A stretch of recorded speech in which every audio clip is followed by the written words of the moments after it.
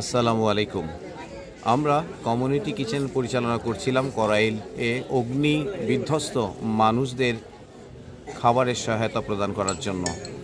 প্রথম 10 দিন অনেকেই খাবার দিয়েছে এবং প্রথম দিকে যখন সবাই খিচুড়ি প্রদান করছিল তখন আমাদের একটা ভাবনা আসে যে মানুষ একঘেয়ে খাবারটা খুব বেশি পছন্দ করছে না।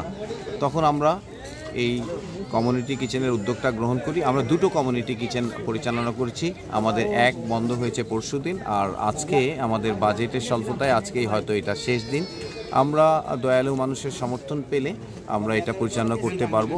ক্ষতিগ্রস্ত মানুষ 2 সপ্তাহ হয়ে গেছে, অনেকেই রান্নার আয়োজন এখনও শুরু করতে পারছে না। তাদেরকে এবং তাদের পরিবারের সদস্যদেরকে উপাদেয় খাবার পরিবেশনের জন্যই আমরা এটা চালু করেছি এবং খুবই কম। আমাদের বাজেট ছিল প্রথমে 50 টাকায় পার পারসন, কিন্তু আমরা দেখা যাচ্ছে যে 1000 জনের প্ল্যান করলেও প্রতিদিন 1200 বা 1500 মানুষ সেখানে খেয়ে যাচ্ছে। তাতে প্রায় 40-42 টাকার মধ্যেই খাবারটা সংস্থান হচ্ছে।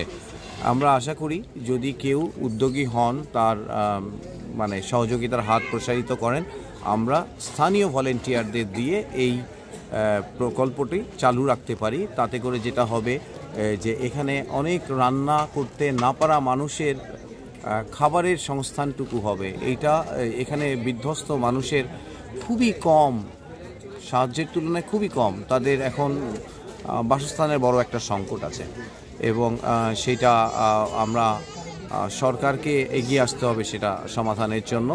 এছাড়াও পয়ঃনিষ্কাশন, গোসল এবং আমি বলবো যে বাচ্চাদের বিষয়টা অত্যন্ত মানবিক।